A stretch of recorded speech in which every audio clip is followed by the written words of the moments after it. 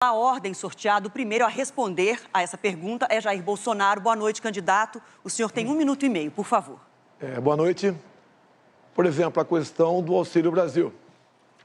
A origem desse dinheiro virá de uma proposta que já passou na Câmara, visando a reforma tributária e está no Senado Federal.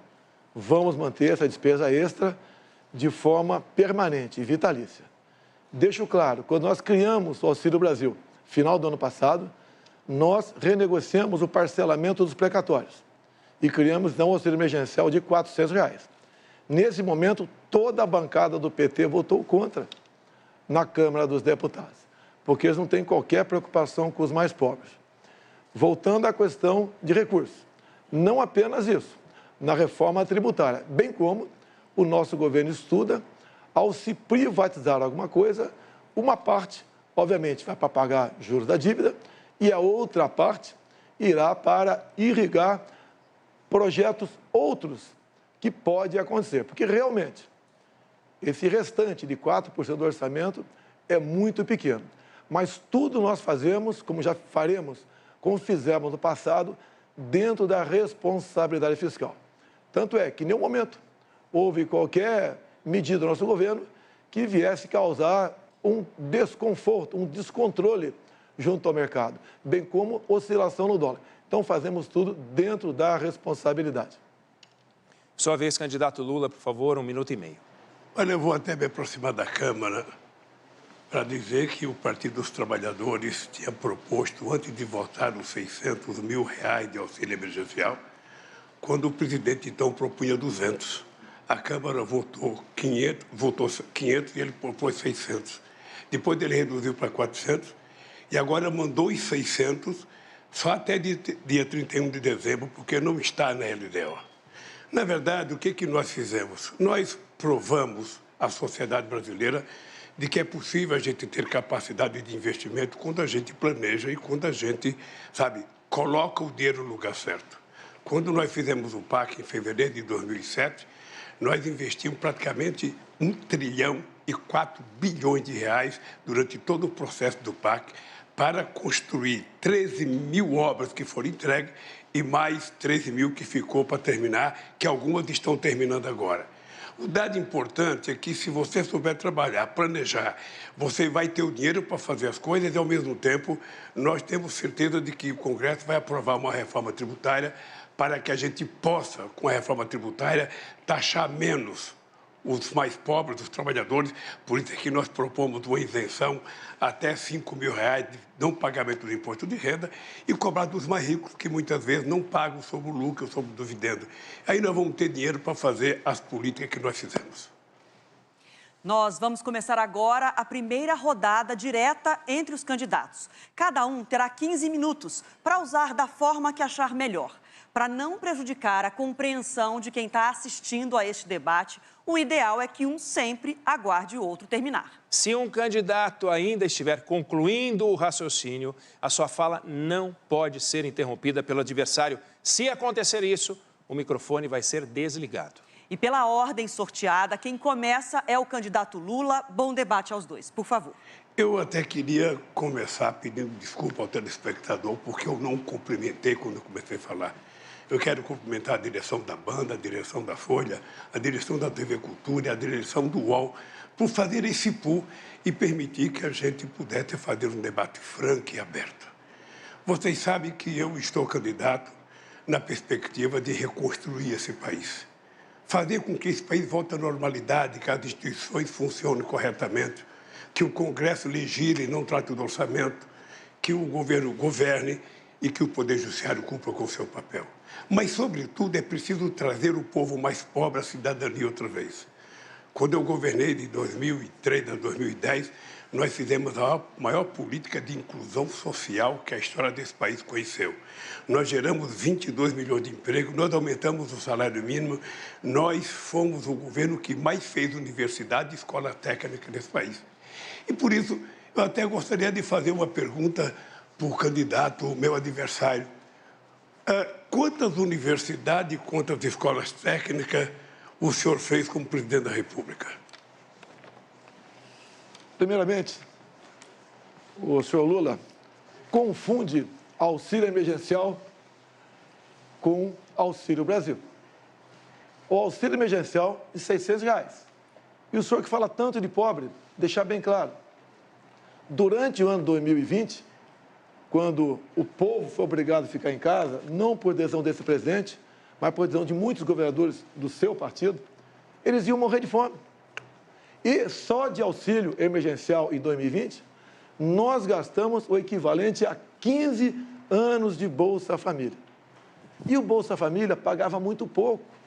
Eu tinha vergonha de ver as pessoas mais humildes, em especial do Nordeste, do interior do Nordeste, recebendo, algumas famílias, começando a receber R$42 por mês.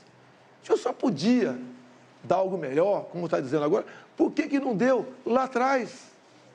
Porque agora, quando a gente chega e passa para 400, contra a sua bancada do PT, e depois passa para 600, o senhor quer se arvorar de grande benfeitor que vai prometer. O senhor promete o tempo todo. O senhor prometeu levar água para o Nordeste.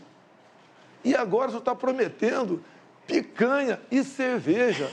O senhor não fica vermelho com essas propostas mirabolantes e mentirosas? Creio que para governar o Brasil, tá, nós temos passado. Nós não somos candidatos aqui de primeira viagem. Então o senhor tem seu passado que é lamentável, é triste. Em especial entre os mais humildes, os mais pobres do Brasil. Eu quero falar agora com o pessoal do Nordeste. Quanto era o Bolsa Família? Começava com R$40. Nós triplicamos com o Auxílio Brasil a média do Bolsa Família. Hoje, a dona de casa vai no supermercado e compra realmente algo para levar para casa. No passado, ia com o carrinho vazio. Então, promessas, estamos cheios, e a grande prova de promessas vazias é esta, que o senhor aqui, o seu partido, foi contra a criação do Auxílio Brasil. Eu perguntei quantas universidades você fez. Perguntei quantas escolas técnicas você fez. E você veio falar do Bolsa Família. O nosso programa de inclusão social não era só o Bolsa Família. O nosso programa de inclusão social foi a maior política de distribuição de renda que esse país já conheceu para o pobre. Porque era ajuda ao pequeno produtor rural, era 1.400.000 cisternas que nós fizemos para o Nordeste, era o PNAE para levar comida para as crianças mais pobres e a gente comprava do pequeno produtor, além do aumento do salário mínimo de 74%. Mas eu queria voltar à pergunta inicial. Quantas universidades e escolas técnicas o seu governo fez? Senhor Lula, durante a pandemia, 2 anos as universidades ficaram fechadas. Não tinha cabimento você abrir a universidade para ficar fechada. Agora, o senhor, junto ao FIES, o senhor ofereceu crédito para milhões de jovens. Milhões de jovens. E mais de 1 milhão estavam endividados, sem condição de pagar esse crédito, o FIES. O que o meu governo fez? Mandou a proposta para o parlamento e nós juntos permitimos a anistia de até 99% da dívida dessa garotada. Nós tiramos essa garotada da inadimplência, do SPC, do Serasa. O senhor mais endividou a garotada do que deu ensino de qualidade. Eu já percebi que ele não quer dizer que, vergonhosamente, ele fez uma universidade em Tocantins que a presidenta Dilma é que tinha aprovado. Porque nós fizemos 18 universidades novas, 178 campos, além do ProUni e do FIES. O FIES a pessoa não tinha que pagar enquanto estava estudando. Eu não vou perguntar de universidade já, porque parece que não sabe. Parece que sabe que ele não fez nenhuma. Mas eu vou perguntar de pandemia. O Brasil tem 3% da população mundial. E o Brasil teve 11% das mortes da pandemia no mundo. Por que houve tanta demora para se comprar vacina? O senhor não se sente responsável? O senhor não carrega nas costas um pouco do sofrimento dos brasileiros de ser responsável, pelo menos, por 400.000 mortes nesse país? Primeiramente, senhor Lula, falo que eu trazia a vacina em 2020. Não existia vacina à venda em 2020. A primeira vacina no mundo foi aplicada em dezembro de 2020. Em janeiro do Ano seguinte, um mês depois, o Brasil começou a vacinar. Nós compramos mais de 500 milhões de doses de vacina. E todos aqueles que quiseram tomar vacina, tomaram. E o Brasil foi um dos países que mais vacinou no mundo e em tempo mais rápido. Então, o senhor se informe antes de fazer acusações levianas e mentirosas, que, afinal de contas, se o senhor não mentir, o senhor deixa de ser... Eu não faço acusações mentirosas, são dados científicos. O senhor atrasou a vacina, depois teve um processo, inclusive, de corrupção definido e denunciado pela CPI, e o fato concreto é que a sua negligência fez com que 680 pessoas morressem, quando mais de metade poderia ter sido salva. A verdade é que o senhor não cuidou, debochou, riu, dizia que não tomava vacina, quem tomava vacina virava jacaré, que virava homossexual, que não podia tomar vacina. O senhor gozou das pessoas, imitou as pessoas morrendo afogada por falta de oxigênio em Manaus. Ou seja, não tem na história de nenhum governo do mundo alguém que brincou com a pandemia e com a morte como você brincou. Brincou. É só mostrar na televisão, não vai dizer que é fake news, não, porque você aparece na televisão rindo, imitando pessoas sem ar, você aparece dizendo que quem tomar vacina vai pegar, você virou remédio, você virou vendedor de um remédio que não servia para nada, você divulgou um remédio que a ciência negou o tempo inteiro, você não respeitou o Butantan, você não respeitou a Fiocruz, que são laboratórios de excelência neste país, que poderia ter ajudado. Se tivesse humildade, você poderia ter resolvido parte do problema. Mas, certamente, você não quis resolver, porque você não quis entender o sofrimento do povo. Senhor Lula, tem um vídeo do senhor, o senhor dando graças a Deus que a natureza criou o Covid. Senhor Lula, o que eu fui contra foi o protocolo do senhor Mandetta, que mandava a pessoa infectada ir para casa até sentir falta de ar. E eu fiquei indignado com isso. A vacina, senhor Lula, não é para quem está contaminado. A vacina é para quem ainda não foi contaminado. A questão do tratamento precoce, tendo ou não comprovação científica, porque era algo inédito no mundo todo, tirou-se a autonomia do médico, a tal da receita off-label. Isso que foi castrado no Brasil. A história mostrará quem está com a razão. E isso que o senhor fala de vídeo no YouTube, eu zombando, é só ver as imagens. Exatamente o contrário. Eu falo como a pessoa ir se sentir em casa e depois daquela maneira ir para o hospital. Agora, deixar bem claro, quando se fala em corrupção, corrupção fez o seu partido na Covid. Quando chegou na CPI, a notícia de 50 milhões de reais desviado para o senhor Carlos Gabas, ex-ministro de Dilma Rousseff, que passeava de bicicleta com ela, a CPI do seu amigo Renan Calheiros e Omar Aziz não quis investigar.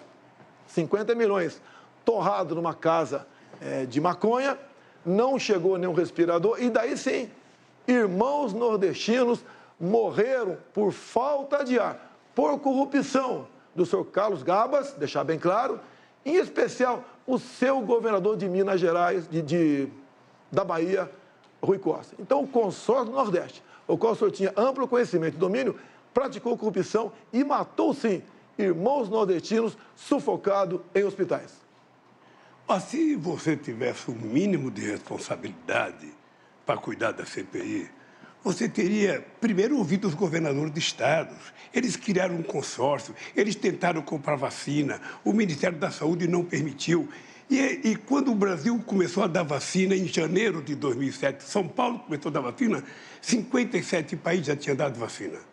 A verdade, Bolsonaro, a verdade é que você colocou o ministro da Saúde que não entendia. O único que parece que entendia um pouco era o Mandetta, que o senhor tirou logo. Depois colocou um outro que não entendia, até chegar no Pazuello. O Pazuello era visível que ele não entendia nada de saúde, era visível que tinha sido montada uma turma lá para comprar vacina.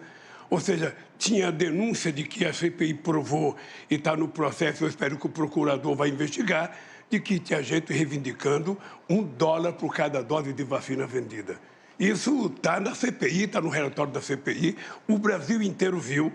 E, obviamente, que o povo espera que um dia a Procuradoria-Geral da República investigue para saber o fundo de verdade ou não. Segundo a CPI, a Covaxin não vendeu nenhuma vacina no Brasil. Então, para de mentir. Não teve corrupção porque não teve vacina no Brasil. Agora, o senhor falou uma coisa importante. Eu poderia ter conversado com os governadores do consórcio do Nordeste. Então, diga uma coisa, senhor Lula. Eu poderia ter acabado com a CPI da Covid rapidamente. Sabe como? Se eu acolhesse uma emenda do senhor Omar Aziz, seu amigo, senador, lá do Amazonas, e do irmão do senador Renan Calheiros, Renildo Calheiros. Porque eles queriam, nessa emenda, a uma medida provisória nossa, que qualquer governador e prefeito, que pese a grande maioria serem honestos, pudessem comprar vacina em qualquer lugar do mundo, sem a certificação da Anvisa e sem licitação. Seria a festa, a roubalheira maior. E quem pagaria a conta? O governo federal. Então, não aceitamos a continuidade da roubalheira do consórcio Nordeste, depois de 50 milhões, queria continuar comprando vacina em qualquer lugar do mundo, sem certificação e sem licitação. Uma vergonha se tivesse sido aprovado. Não aceitei ser aprovado e a CPI foi embora e não achou nada sobre mim ou sobre o senhor Pazuello, porque nada nós devemos. Não, a vergonha, na verdade, é você carregar nas costas a morte de 400 pessoas que poderia ter sido evitada se tivesse comprado a vacina no tempo certo, no tempo correto. A ciência fala isso todo dia. O senhor recebeu proposta de vacina muito cedo e não quis comprar porque não acreditava. É visível, o povo brasileiro sabe que você começou não acreditando na pandemia. Era uma gripezinha, era uma coisa que ia matar um ou outro velhinho. Era assim que você tratava a questão da pandemia. O Mandetta foi mandado embora porque o Mandetta dizia que a pandemia era grave, que era preciso cuidar. Mas você não. Você resolveu dizer que era uma gripezinha, brincava de não tomar vacina, colocou em sigilo o seu cartão de vacina para ninguém saber se você tomou ou não tomou. Ou seja, numa atitude que afrontava, sabe, a fé do povo brasileiro, que queria um presidente que cuidasse com carinho, que evitasse a quantidade de mortes que houve. Isso não foi feito pelo presidente Bolsonaro. Em fevereiro de 2020, nós decretamos estado de emergência no Brasil. A TV Globo, com todo o seu conglomerado, com o seu Drauzio Varela, começaram a falar exatamente o contrário. O Brasil é um clima quente, não tenham medo da Covid. E quem falou em gripezinha foi lá. O que eu sempre disse, que as pessoas saudáveis não tinham que temer o tocante à Covid. Não poderia abusar, obviamente. E nós recomendamos aos mais idosos e aos que com mobilidade realmente tomassem cuidado. Foi o papel do governo, que em primeiro lugar, talvez, do mundo, decretou estado de emergência, que foi ignorado por aqueles que queriam o carnaval a qualquer preço. Então, senhor Lula, não continue mentindo, pega mal até para a sua idade. Pelo seu passado, não vou dizer que o seu passado é lamentável. Mentira é você. Mentira é você. Porque os números estão ali na empresa todo dia. Você é o rei da fake news, é o rei da estupidez de mentir para a sociedade brasileira. E você mentiu sobre a vacina o tempo inteiro, negligenciou a vacina, e o Brasil hoje carrega a pecha de ser o país, sabe, que tem mais morte pelo Covid. É lamentável. E mais ainda, o senhor não se dignou a visitar uma família que teve alguém que morreu de Covid. E depois, para mostrar que é bonzinho, tentou ir no enterro da rainha da Inglaterra, quando poderia ter visitado centenas de pessoas que morreram do Covid aqui. Disse que não morreu nenhuma criança, morreu 2.000 crianças de Covid. Mas disse que não morreu porque o senhor não queria acreditar na Covid. Era preciso continuar mentindo sobre a Covid, era preciso continuar desacreditando. E eu sei o que pensa o povo que perdeu alguma ente querida. Eu mesmo perdi uma sogra, sabe, por causa do Covid. Fez discurso em cima do caixão da esposa e está se comovendo pela sogra. Senhor Lula, entenda uma coisa, senhor Lula. Entenda uma coisa, por favor. Os enterros eram com caixão lacrado. Ninguém podia ir ao enterro, nem familiares. E eu visitei hospitais, sim. E o senhor não tem conhecimento. Só que eu não preciso fazer propaganda do que faço. Me comovi. Me preocupei com cada morte no Brasil. E repito, o Brasil, o país... Você se preocupou como? Interrompa. Você ria o tempo inteiro. Agora que você está candidato, você está mostrando uma seriedade que deveria ter mostrado lá. É isso. O Rio... Simples assim. Você não foi no hospital, não foi visitar uma pessoa, não foi visitar um parente. O Rio é mais uma mentira tua. Basta ver o vídeo quando aconteceu a questão da falta de ar.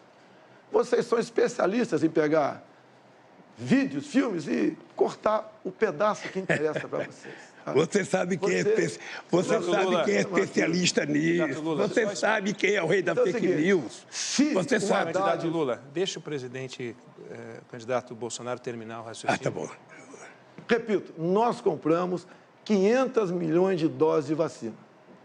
Entregamos com a logística nossa para estados e municípios. O Brasil foi um exemplo para o mundo no tocante à vacinação.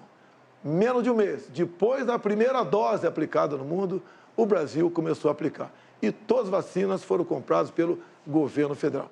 Nos orgulhamos desse trabalho. Salvamos milhões de vidas. Se fosse com alguém no teu governo, alguém do consórcio Nordeste, vocês tinham roubado tudo e teria morrido muita gente cuja morte poderiam ter sido... Eu vou lhe contar como é que se vacina. Em 2010, teve a gripe H1N1. Em 3 meses, nós vacinamos 80 milhões de pessoas. Em 3 meses. Porque o Brasil é um país que tem expertise em vacinação. Aliás, o Brasil é exemplo do mundo em vacinação. O Brasil vacilou quando teve um presidente que não cuidou e que não foi responsável, que brincava e que não acreditava na vacina. E a verdade é essa. A verdade é essa. Sabe, o senhor carrega nas costas o peso de pelo menos 400 mil pessoas que morreu por conta do negligenciamento e o negacionismo da vacina. Chega de mentira, vamos passar para outro assunto aqui. Em 2006, 59 policiais foram executados aqui no estado de São Paulo. E por que isso? Porque teriam que transferir o Marcola para um presídio de segurança máxima. Ele não podia mais ficar aqui comandando o crime.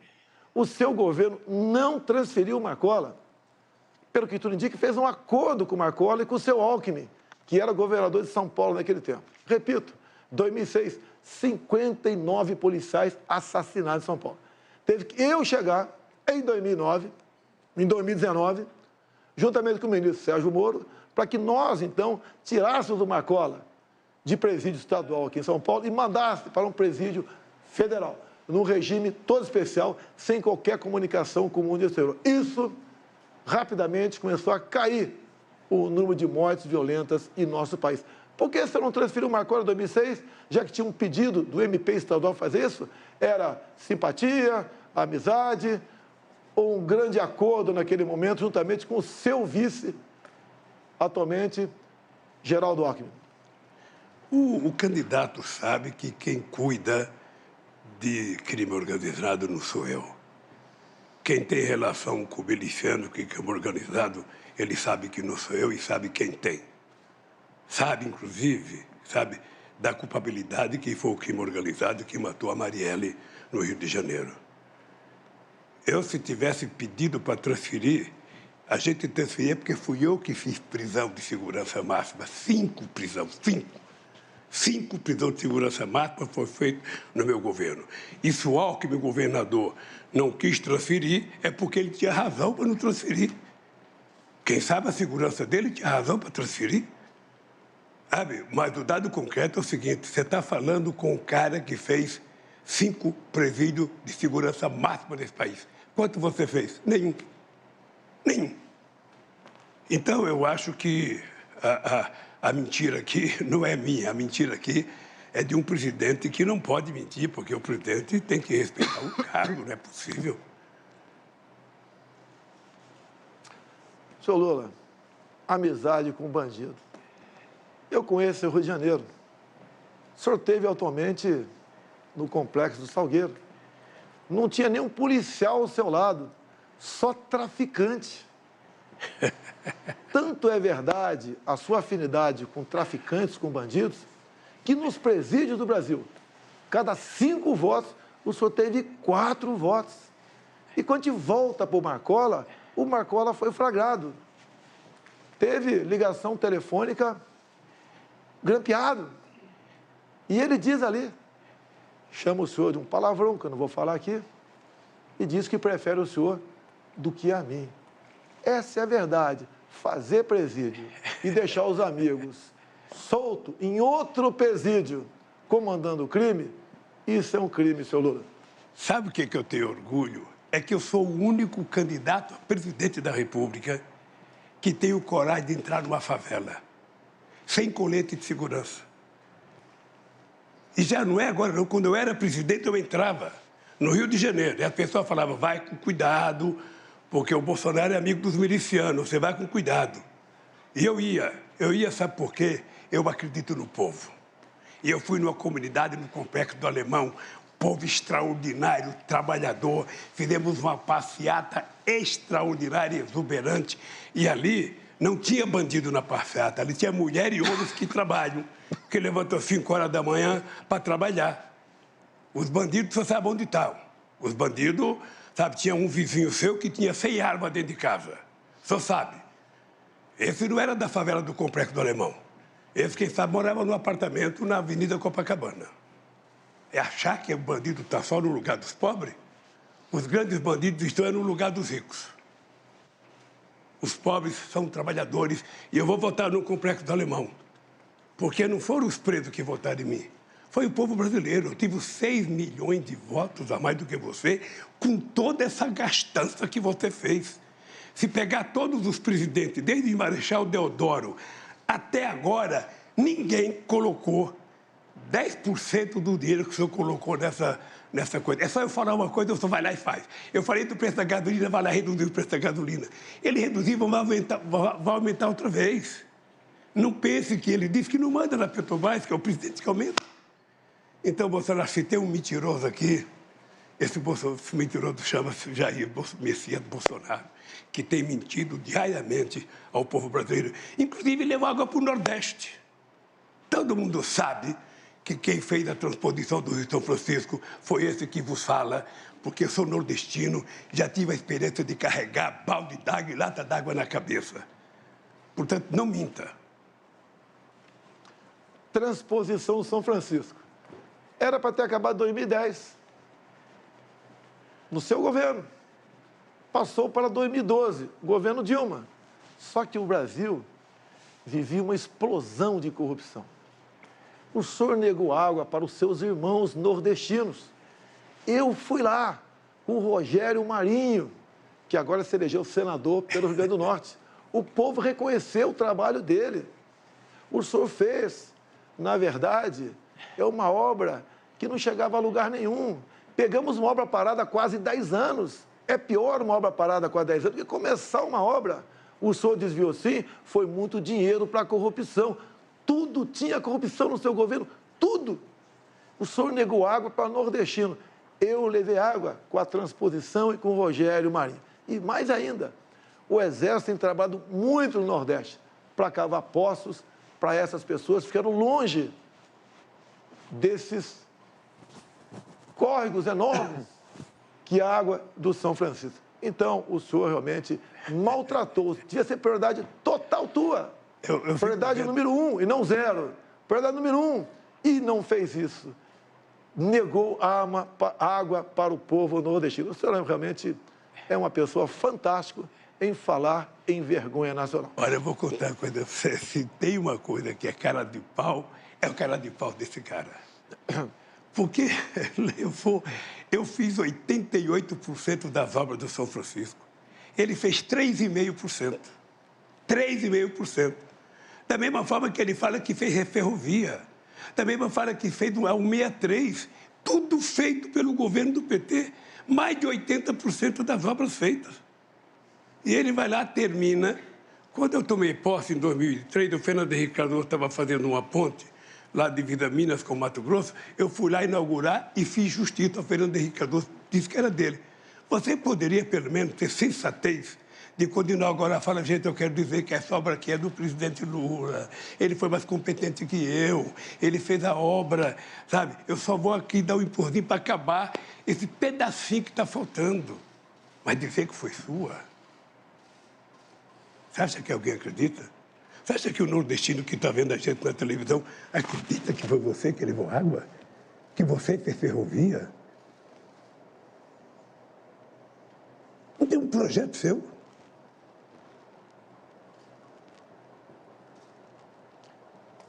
Se o senhor fez 86% das obras no seu governo... 88. Parabéns. 88. Dilma ficou mais meia dúzia de anos. Não terminou os 12 que faltavam. Se o senhor mandava no governo Dilma, quem está mentindo? Por que em 6 anos não concluiu, já que faltava apenas 12%?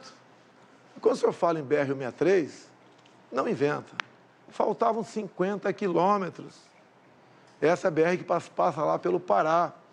Quando nós assumimos, o Tarcísio, em 6 meses, com o Exército Brasileiro, fez essa obra, que passou pelo seu governo, por Dilma, 14 anos, e esses 50 quilômetros foi esquecido. Ou seja, não fale em infraestrutura e não fale em água para o Nordeste sem ter um mínimo de conhecimento. O senhor deve se lembrar muito bem, é do desviado em dinheiro e não em água para o Nordeste. O Tarcísio aprendeu trabalhando com a Dilma, porque o Tarcísio foi no PAC com a Dilma que ele aprendeu a fazer essas obras. Porque ele trabalhou com a Dilma, não sei se você sabe.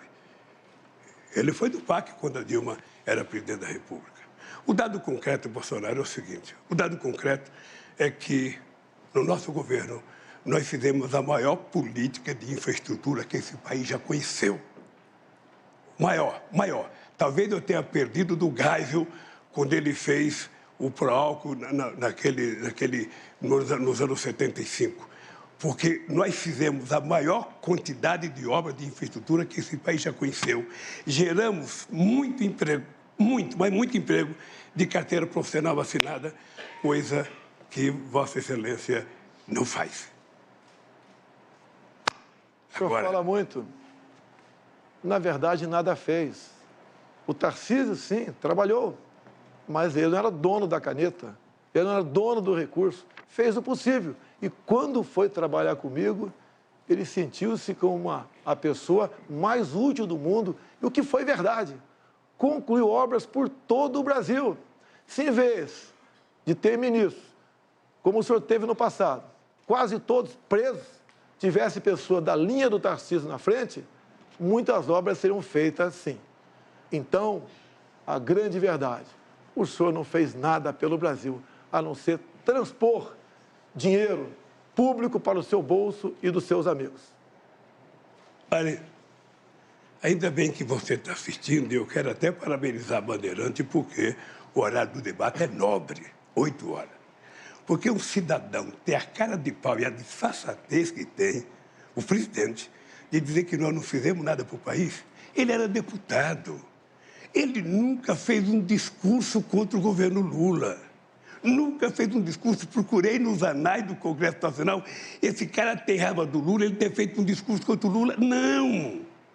Não, ele não fez, sabe por quê? Porque, no fundo, ele sabe que eu fui o presidente que mais investi nesse país, e mais ainda, foi o que mais cuidei das Forças Armadas. A aeronáutica não tinha avião, a marinha não tinha navio, o exército não tinha nem coturno. E eu dei. Na verdade, as Forças Armadas não tinham ministro. Você botou gente incompetente na frente do Ministério da Defesa. Gente não tinha qualquer conhecimento de nada. Uma vergonha na frente. Agora, falar que eu não fiz nenhum discurso contra você, Lula, 8 anos de governo, eu não vou nem rebater isso aí. Pelo menos 2 por semana eu fazia, mostrando as mentiras e as inverdades e a corrupção do seu governo. Obrigado, candidatos. Você está acompanhando o primeiro debate entre os candidatos à presidência da República no segundo turno, realizado por um pool que reúne o Grupo Bandeirantes, o jornal Folha de São Paulo, a TV Cultura e o UOL. Logo após o intervalo, é a vez de jornalistas fazerem as perguntas aos candidatos. Olho no voto, eleições 2022.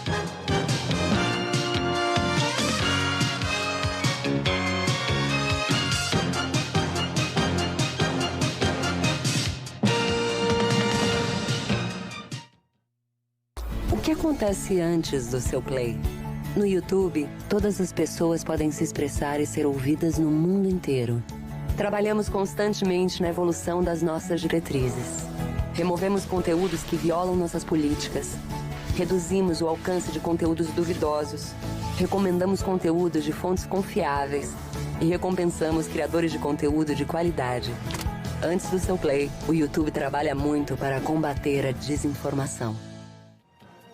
Estamos de volta ao vivo aqui da nossa sala digital. Para você que está acompanhando o debate entre Lula e Bolsonaro, o primeiro debate do segundo turno. Vamos então para nessa nossa câmera aqui, que a gente chama de grua, dar aquela passeada pelo nosso espaço, pela nossa sala digital, para você conhecer um pouquinho mais. São mais de 120 pessoas aqui, cerca de 120 convidados dos candidatos, também jornalistas da imprensa nacional e internacional, acompanhando aqui esse debate juntamente a nós, profissionais do Grupo Bandeirantes, trazendo também os dados do que você está buscando na caixinha do Google. É ela, Lana Kahneman, está ajudando a gente a monitorar, né, Lana? Eu e o Marco Túlio estávamos dando uma olhadinha aqui. Impressionante a movimentação dos dados, o interesse do eleitor mudando em tempo real. Quer entender?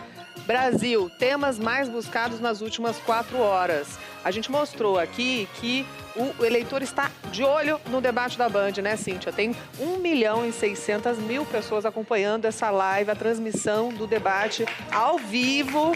E essa informação é interesse do eleitor, olhando aqui para esses dados também. Então, os temas mais buscados. Olha essa mudança aqui, que impressionante. A gente teve um crescimento expressivo de Covid. A gente recebeu o relatório aqui que Covid mais que dobrou o interesse de busca aí nas últimas horas. A gente está acompanhando as últimas 4. Covid saiu de último lugar e foi para primeiro. A gente está aqui nos grandes temas aqui no Brasil, mas vários desses temas que cresceram estão associados à saúde também. Mas a gente vê preços em segundo lugar, que estava vindo em primeiro, pesquisa eleitoral, escola, concurso público, educação, professor e dólar. Impressionante aqui. Então, Covid era um dos temas mais buscados, agora é o tema mais buscado, depois que os dois candidatos passaram ali boa parte daquele confronto direto, em que eles usaram o tempo para discutir o assunto pandemia. Covid deu um salto de interesse de busca. A gente vê isso exatamente aqui. Veja, o debate começou às 8 horas, a gente está mostrando agora os principais temas que foram buscados dentro do assunto saúde. Essa categorização é feita automaticamente. Vejam que depois que o debate começou, o tema vacina, que começou em quarto, vacina cresceu mais de 90%, chegou a ficar em primeiro e agora está em segundo nesse exato instante. Remédio caiu aqui para a terceira posição.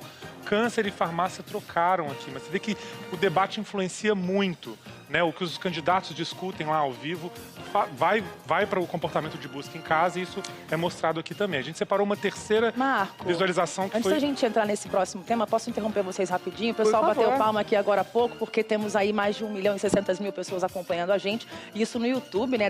Dentro do nosso pool, fora quem está acompanhando a gente pela tela da Band.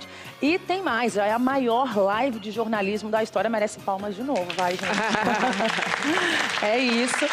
E tem mais, o tema debate, o debate ao vivo é o 5º termo de maior alta na busca ali do Google, um salto aí de mais de 1000%, esses dados que o pessoal do Google está trazendo para a gente aqui dentro dessa parceria. Podem voltar para o assunto política agora. Muito bom. Agora, dentro do assunto política. Então, retomando, a gente viu, em temas geral, Covid subindo de 8º para a primeira colocação. Dentro do tema saúde, Covid-19 e vacina também com uma alta bastante expressiva. Agora, o tema política. Aconteceu movimentação aqui também com base no que os candidatos falaram, né, Marcos? Teve bastante movimentação. A gente segue percebendo que pesquisa eleitoral ainda é um tema muito buscado, tem muito interesse. Mas a gente vê aqui, Lana, principalmente corrupção. Veja que corrupção começou há 4 horas em penúltimo lugar. Foi o debate ter começado ali perto de 7h58, esse tema foi discutido durante esse bloco também e as pessoas passaram a buscar mais. Lembrando que a gente consegue fazer a identificação automática, a pessoa não está digitando exatamente a palavra corrupção, ela está digitando temas relacionados. A inteligência artificial do Google consegue reunir esses temas e categorizar aqui dentro. Vejam que TSE, que está aqui em segundo, que também foi falado, aparece aqui também como uma variância, e a gente tem aqui o termo fake news News em quinto lugar, com bastante variação também. Muito obrigada. Vamos continuar acompanhando, né, Cíntia? Seguimos acompanhando e você também, porque debate na Band é um dos 50 termos mais pesquisados no mundo inteiro. E você continua acompanhando com a gente o primeiro debate do segundo turno entre o presidente Jair Bolsonaro e o ex-presidente Lula. A gente segue daqui monitorando as buscas do Google em tempo real. Até já.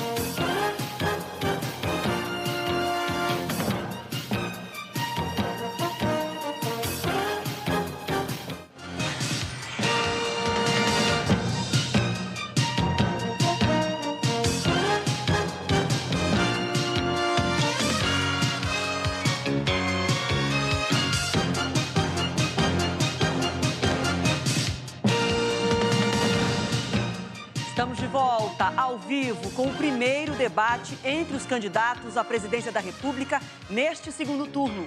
Um encontro realizado por um pool que reúne o Grupo Bandeirantes, a TV Cultura, Folha de São Paulo e o portal UOL. O programa é exibido também no Band News TV e nas rádios Bandeirantes e Band News FM.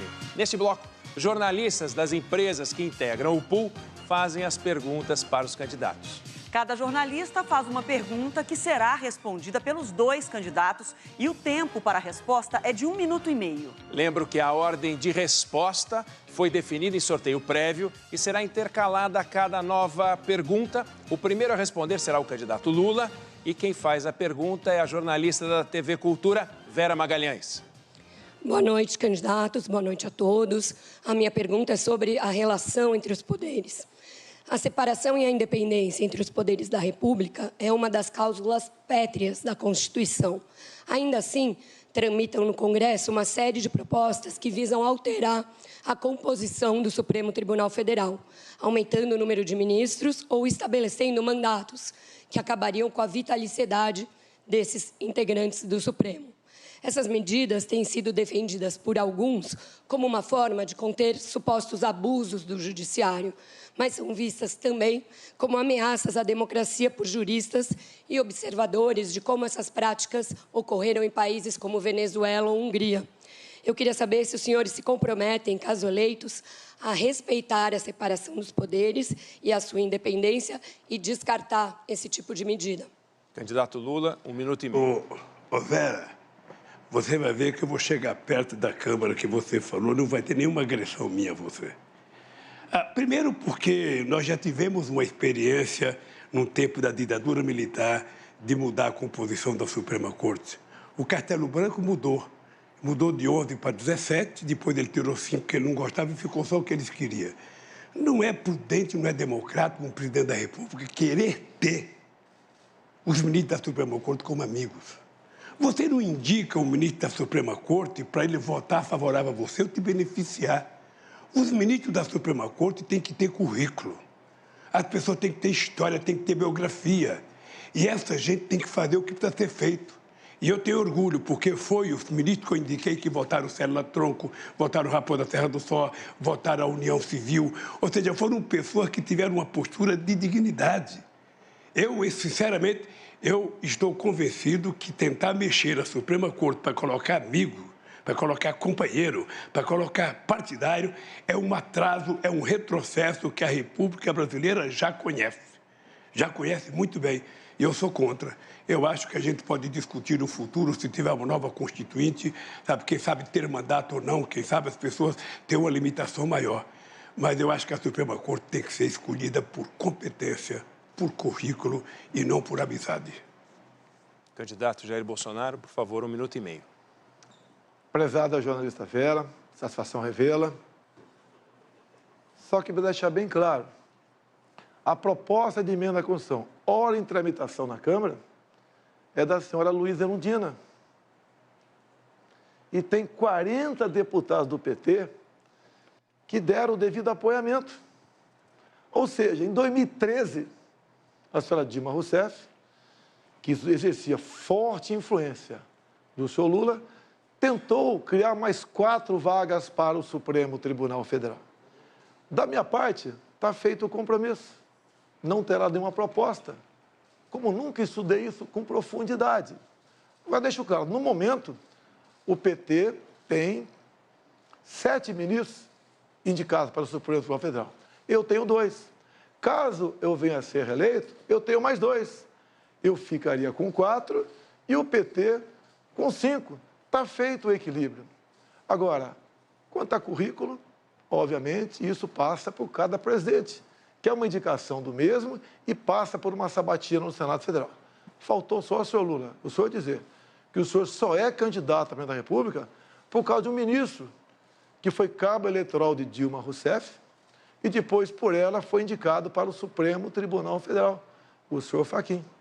Então, o senhor só está disputando a eleição aqui por obra e graça de um amigo indicado pelo PT. Bom, enquanto o candidato Jair Bolsonaro respondia, o presidente Lula levantou a mão solicitando direito de resposta. Só um minutinho, por favor, candidato. Então, está sendo encaminhada a comissão. Daqui a pouquinho a gente traz essa resposta, se será concedido ou não. Bom, acabo de receber a resposta já. O pedido de direito de resposta não foi concedido. Vamos seguir, então, com o debate.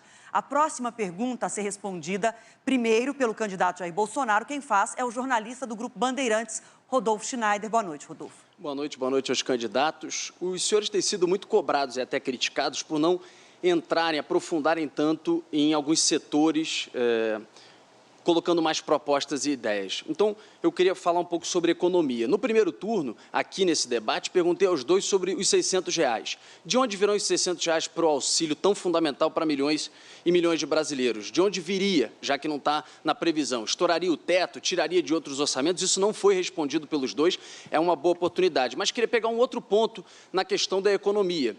Privatização. O presidente Jair Bolsonaro recentemente defendeu na questão de preços a privatização da Petrobras. Queria saber se continua defendendo, qual seria a política de preços e, no caso também do presidente Lula, o que seria, o ex-presidente Lula, o que seria a sua política com a Petrobras e também política de preços com relação aos combustíveis. Boa noite. Obrigada, candidato Bolsonaro. 1 minuto e meio.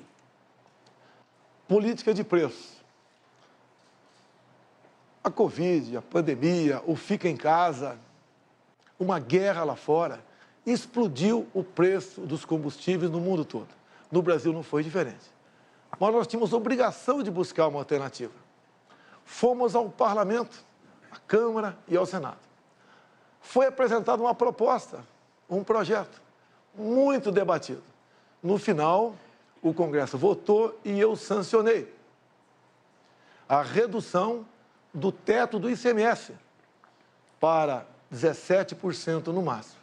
E eu, como presidente da República, abri mão de todos os impostos federais dos combustíveis. Deixo claro que essa proposta, todos os senadores do PT votaram contra, obviamente, no Senado Federal. Isso puxou o preço das coisas lá para baixo. Estamos no 3º mês com deflação. Segundo a Abras, do mês passado para agora, os produtos da cesta básica do supermercado caíram em média 20%. Temos hoje uma das gasolinas mais baratas do mundo. Trabalho de quem? Jair Bolsonaro e Congresso Nacional. O mundo todo, com alta nos combustíveis, alta de inflação. E o Brasil, no caminho certo, com Paulo Guedes. Orgulho do nosso governo, a economia e o povo em primeiro lugar. Candidato Lula, 1 minuto e meio. Eu, quando eu ouço o meu adversário falar, eu fico imaginando que mundo ele está. Primeiro porque esse país hoje só refina 80% da gasolina que usa. A gente refinava 100%, a gente refinava tudo que a gente consumia. Esse país parou de refinar, portanto, a gente tem hoje com a privatização da BR, dizendo que a BR tinha monopólio, era preciso ter mais empresa concorrendo, queria baixar o preço. Aí vendeu-se a BR, vendeu-se a BR, e hoje nós temos 392 empresas importando gasolina dos Estados Unidos sem pagar imposto e com o preço dolarizado. Ora, na verdade, o preço não tem que ser dolarizado porque a gente faz a exploração em real, a gente paga o salário dos pessoal em real e a gente fazia as próprias plataformas e a sonda aqui, coisa que não faz mais. Eu acredito piamente que eu sou contra a privatização. Acho que privatizar a Petrobras é uma loucura. O governo dele acabou de privatizar os gasodutos e hoje a gente paga 3 bilhões de reais por ano de aluguel do gasoduto, para usar os gasodutos. Ou seja, em 10 anos já se consumiu o dinheiro que pegou e mesmo assim a gente vai continuar pagando 3 bilhões. Eu, sinceramente, acho que privatizar não é a solução para nada. Quem pergunta agora é a jornalista da Folha de São Paulo, Patrícia Campos Melo. Boa noite. O tema da minha pergunta é relações entre os poderes. As fake news divulgadas por autoridades eleitas e altos funcionários do governo têm prejudicado a implementação de políticas públicas e o debate eleitoral se transformou em uma guerra suja. Há uma avalanche de mentiras sobre as urnas e o sistema eleitoral, sobre religião, sobre vacinas, sobre saúde pública. Candidato Bolsonaro, o senhor já teve inúmeras declarações falsas removidas da internet. Candidato Lula, sua campanha já teve declarações falsas removidas da internet. Os senhores se comprometem a propor uma lei específica para que o judiciário imponha penas para autoridades eleitas, presidente inclusive, e servidores que divulguem informações factualmente inverídicas que prejudiquem o bem-estar da população, como informações falsas sobre saúde e violência sexual, por exemplo. Sim ou não? Candidato Lula, 1 minuto e meio. Olha, o meu adversário teve 36 processos, sabe, tirando o programa dele de mentira.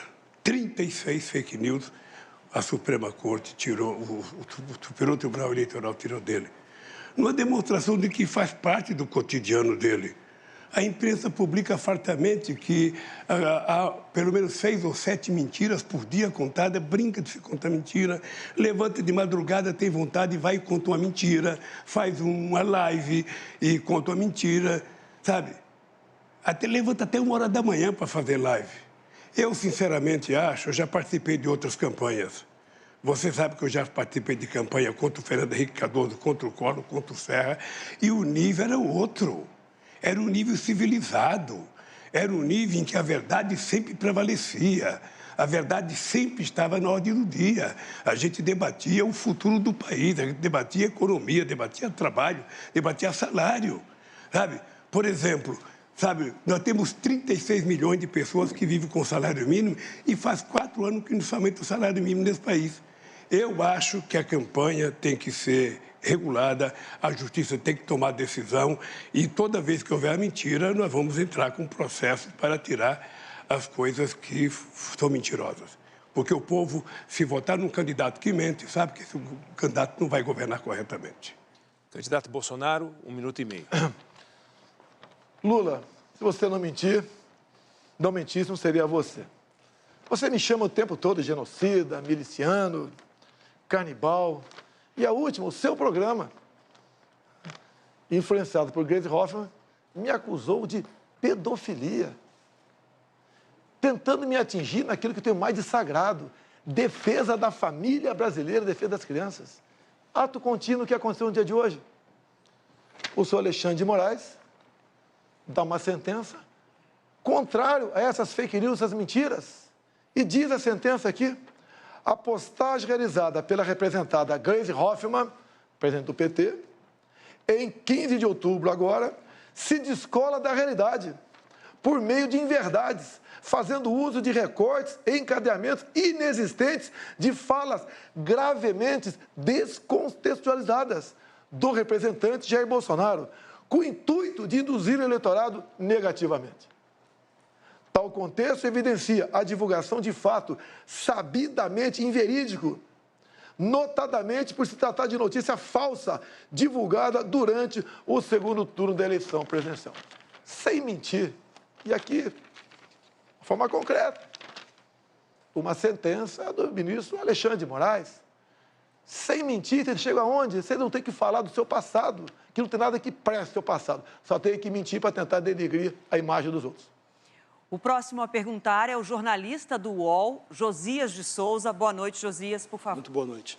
Boa noite, senhores candidatos. Eu vou perguntar sobre 2 temas numa única pergunta. Os temas são relação entre poderes e governabilidade.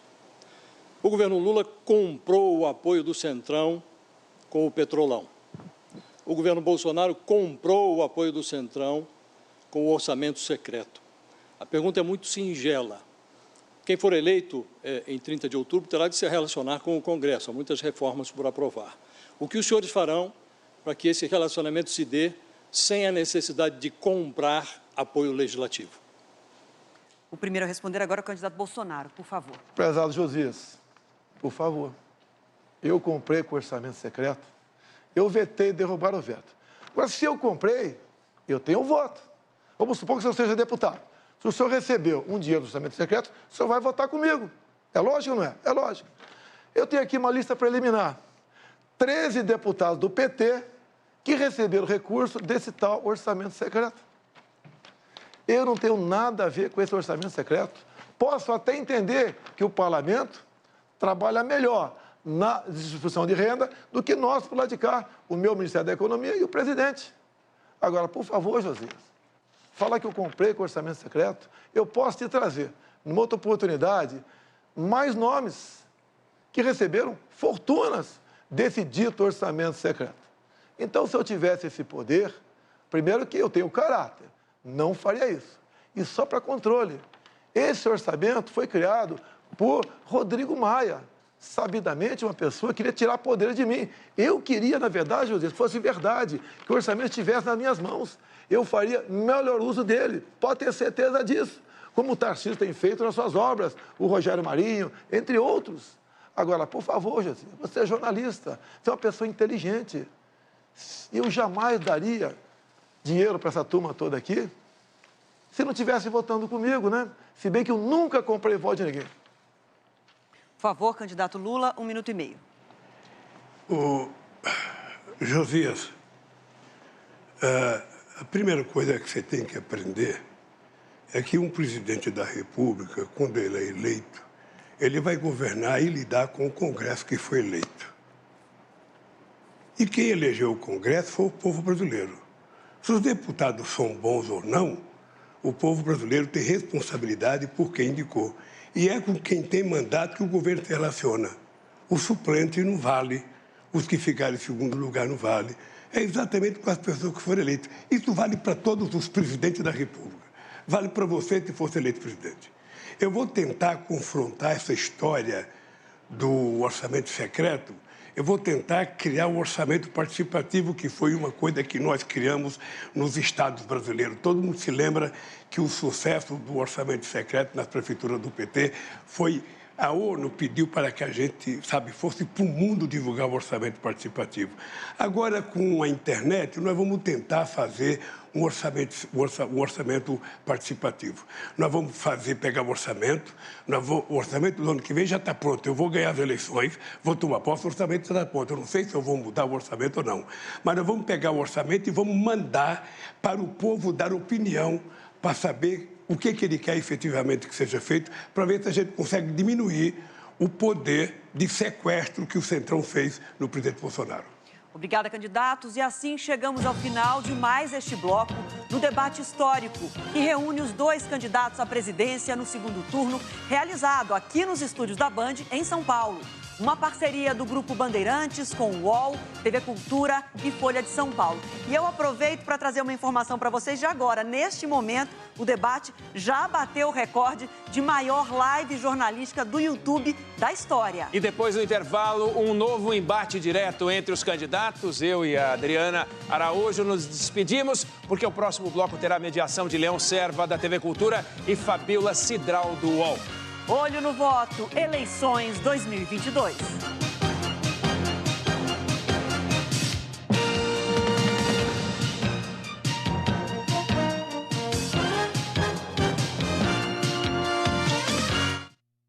que acontece antes do seu play? No YouTube, todas as pessoas podem se expressar e ser ouvidas no mundo inteiro. Trabalhamos constantemente na evolução das nossas diretrizes. Removemos conteúdos que violam nossas políticas. Reduzimos o alcance de conteúdos duvidosos. Recomendamos conteúdos de fontes confiáveis. E recompensamos criadores de conteúdo de qualidade. Antes do seu play, o YouTube trabalha muito para combater a desinformação.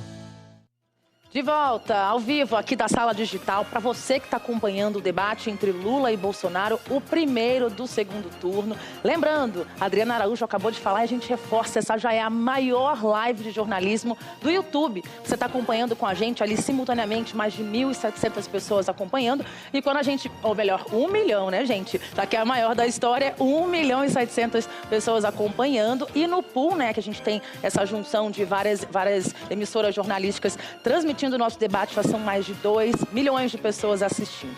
Bom, a gente vai então mostrar aqui, continuar acompanhando você. Essa aqui é a nossa sala digital, onde tem mais de 100 pessoas aqui convidadas acompanhando o nosso debate, entre pessoas, né, dos candidatos e outros convidados, nossos colegas jornalistas também. E é daqui que a gente está monitorando o que você busca na caixinha do Google, né, Lana? Exatamente, Cíntia. 2 milhões de pessoas acompanhando em tempo real. Muito obrigada pela sua audiência. É isso. É um retrato de como o país está reagindo minuto a minuto durante o nosso debate, esse debate histórico. Agora, olhando os temas aqui, Marco Túlio, vamos ver. Teve movimentação no tema geral? A gente teve sim, a gente viu que pesquisa eleitoral finalmente deixou a primeira posição aí nessas últimas 4 horas, né? A gente vê que agora Preços volta à primeira posição, mas a gente também teve uma troca aqui, ó, na 5ª posição Educação, que oscilou bastante, estava em 6º, mas depois chegou a última colocação, agora está em 5º, aqui logo já aqui no segundo bloco do debate.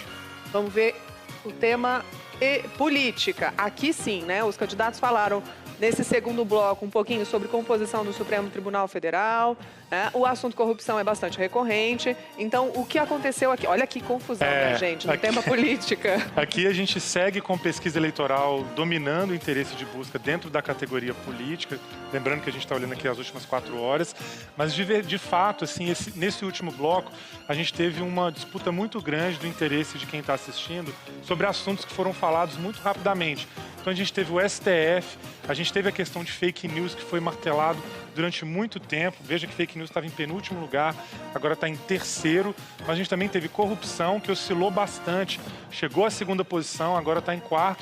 TSE e orçamento secreto. Vejam que todos esses assuntos surgiram agora nesse último bloco. Foram bem falados pelos candidatos. Lana, deixa eu acrescentar aí a conversa de vocês, que a gente tem números, né, sobre essas buscas aí, especialmente em relação ao STF, quintuplicou na última hora essa busca, um aumento aí, uma alta de 400%, e a corrupção também triplicou na última hora a busca sobre esse assunto, mais de 190%. E aqui, especificamente no caso do STF, que agora ocupa o 2º lugar nas buscas dentro do assunto política, estava em 6º e subiu para 2º lugar. E fake news também aparece em 3º, estava aqui, ó, em 7ª colocação, subiu para 3º. Então, veja aqui, em tempo real, o que eles estão dizendo no debate afeta o interesse do eleitor. Ele vai para a caixinha do Google, pesquisa, e esse dado aparece aqui para a gente. E o último, vamos dar uma olhadinha nos temas de economia. Que foi também falado nesse segundo bloco, né, bastante, foi uma das perguntas levantadas pelos jornalistas.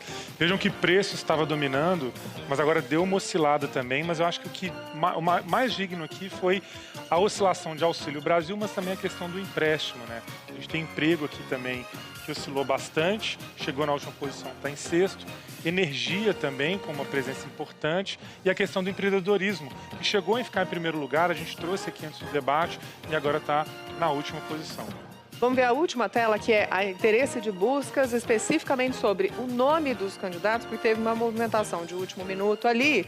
A gente vem acompanhando desde as 6 da tarde. Essa linha segue baixa porque aqui o interesse está baixo, né? Então, quanto mais baixa ela está, menor o interesse. Então, à medida que a linha vai subindo, vocês vão vendo que o interesse vai aumentando e as linhas se cruzam, né? A gente trouxe isso aqui antes do debate começar, a linha vermelha o Lula e a linha azul o presidente Jair Bolsonaro. E aqui uma primeira inversão. A gente segue acompanhando esses dados em tempo real. É isso, esses dados que aí mostram um retrato, né, de como que o país vai reagindo minuto a minuto durante as falas dos candidatos. E você pode acessar todos esses dados nesse QR Code que está na sua tela. Você vai ver todos os detalhes que a gente está mostrando para você aqui da Sala Digital com mais aprofundamento aí nesse QR Code. Você vai continuar acompanhando o nosso debate, o primeiro debate do segundo turno entre o presidente Jair Bolsonaro e ex-presidente Lula. A gente segue aqui na Sala Digital monitorando essas buscas do Google em tempo real para você. Até já!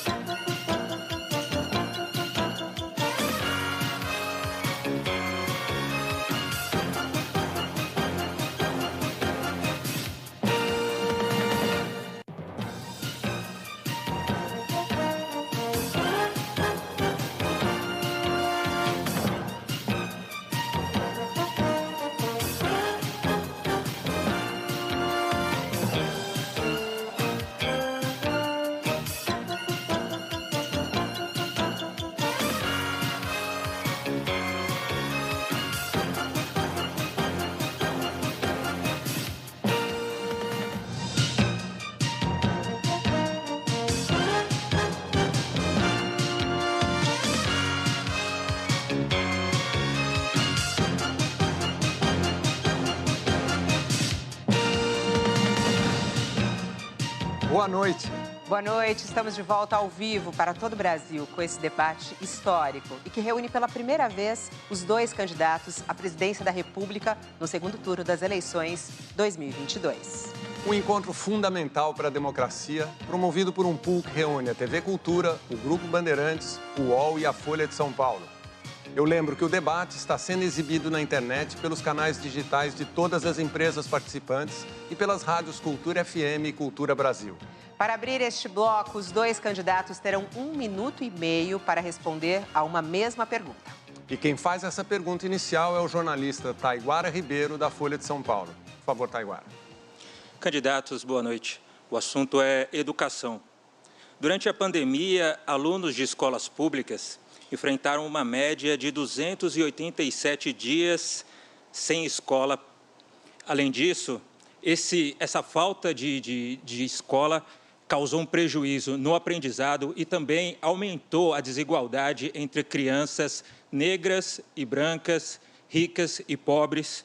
O que de concreto, caso os senhores sejam eleitos, vocês farão para recuperar essa defasagem educacional? Pela ordem sorteada, o primeiro a responder é o candidato Lula. Candidato, 1 minuto e meio para a sua resposta. Olha, eu tenho dito já há 3 meses que a primeira reunião que eu quero fazer, na primeira semana de janeiro, são com os governadores eleitos dos 27 estados e também com os prefeitos da capital para começar uma discussão de como recuperar esses alunos que estão atrasados. Esses alunos que ficaram mais analfabetos do que já era, porque não tiveram sequer um auxílio de um computador, da internet para poder estudar. Ou seja, 2 milhões de crianças estão mais atrasadas do que os mais ricos e nós precisamos recuperar.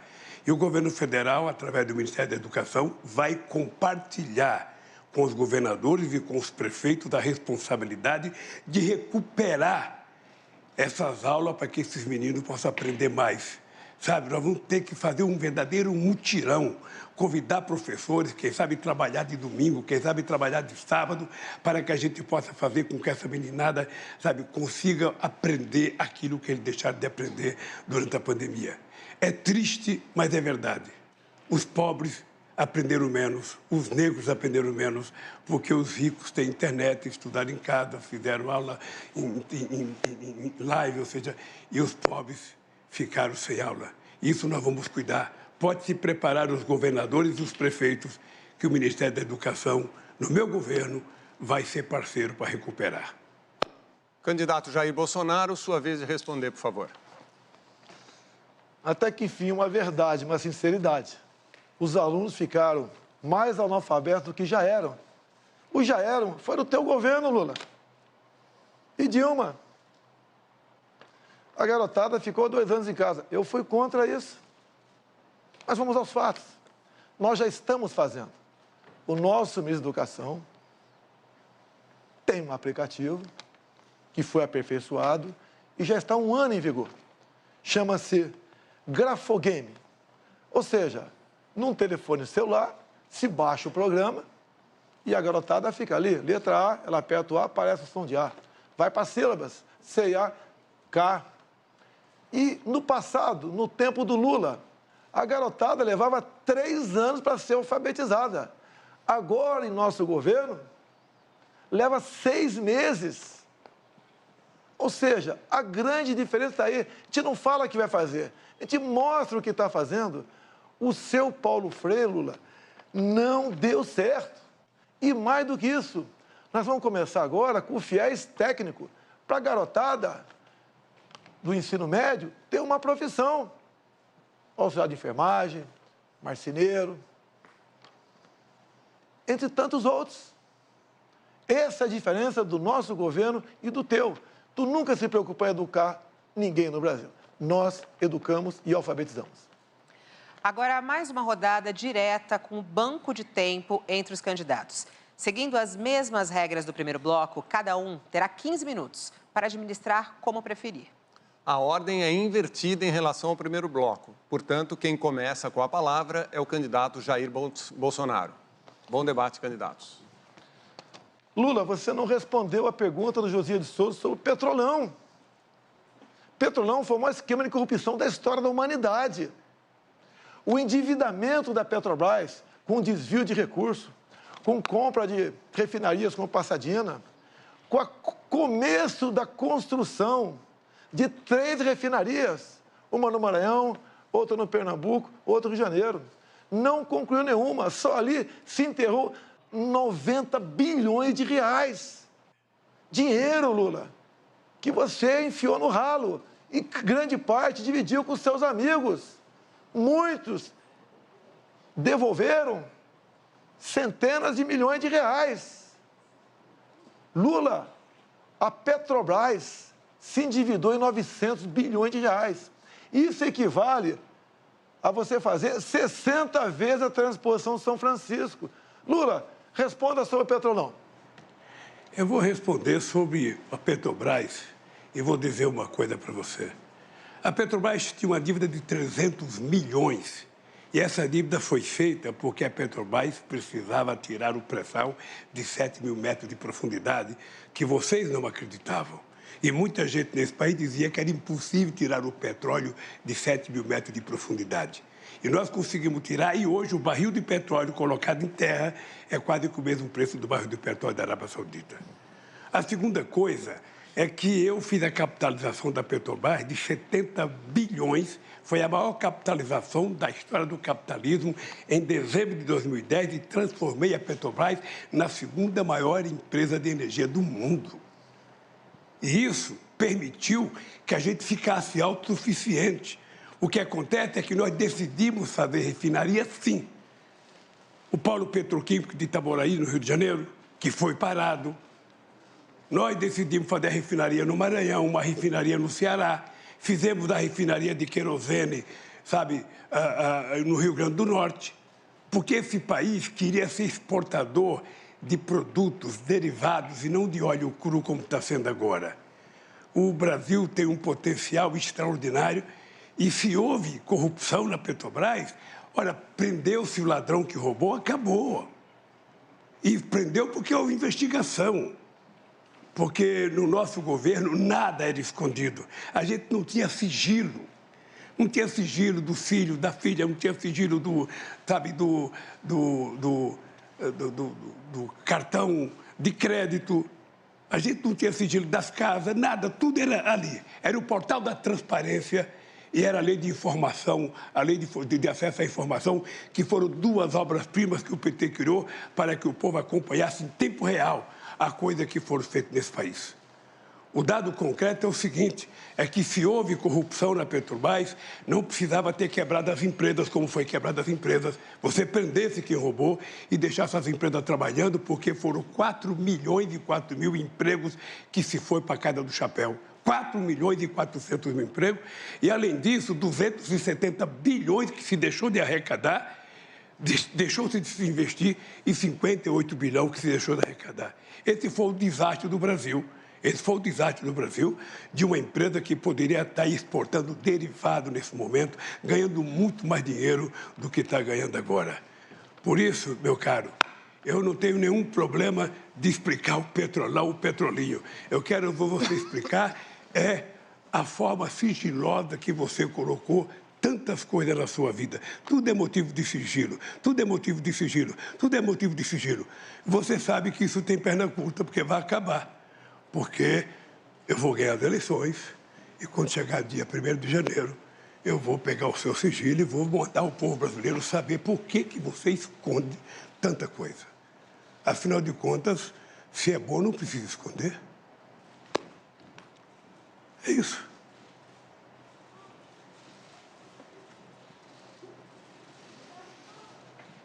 Estou à sua disposição. Aliás... Fica aqui, Lula, fica aqui. Aliás, deixa eu lhe falar uma coisa. Fica aqui. Deixa eu falar uma coisa para você. Sabe o que eu fiquei sabendo agora? Sabe o que eu fiquei candidatos. sabendo agora? Que todo o discurso seu no Congresso Nacional era falando bem de mim, quando eu era deputado e eu era presidente. Lula.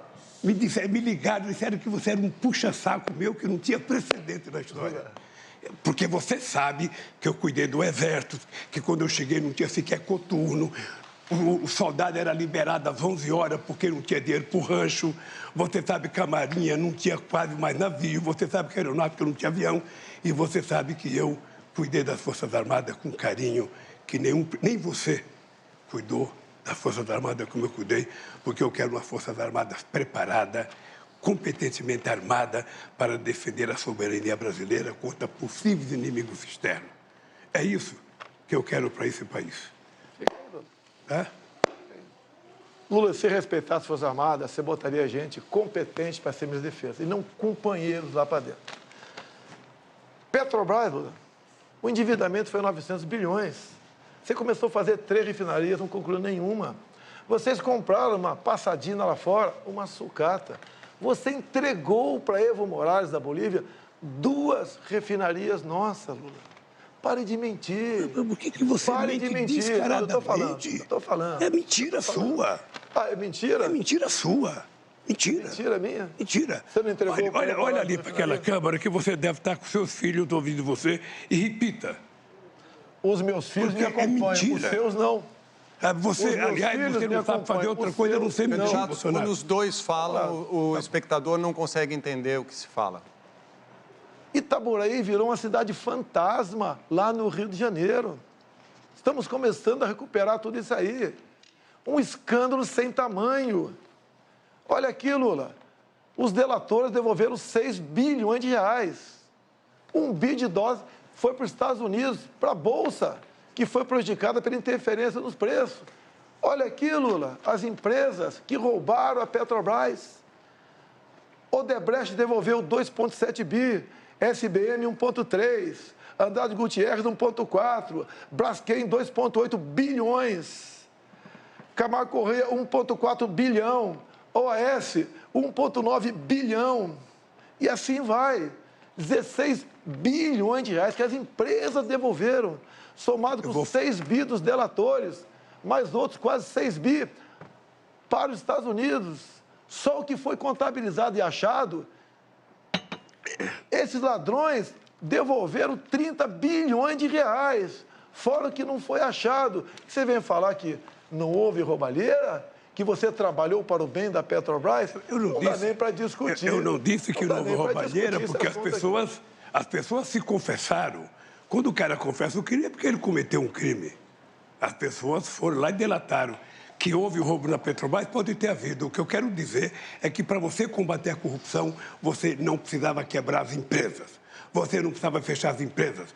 Na Coreia não fecharam a Samsung, na Alemanha não fecharam a Volkswagen, na França não fecharam a Alstom, ou seja, prendeu-se o dono da empresa e os trabalhadores continuaram trabalhando, a empresa continuou produzindo e as coisas aconteceram.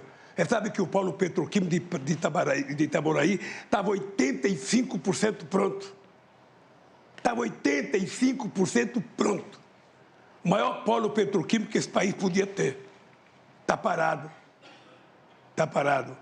porque se levantou muita denúncia, não se provou metade da denúncia e está lá o polo petroquímico ferrujando, quem sabe, para ser privatizado a troco de banana, como foi feito com o gasoduto brasileiro, que...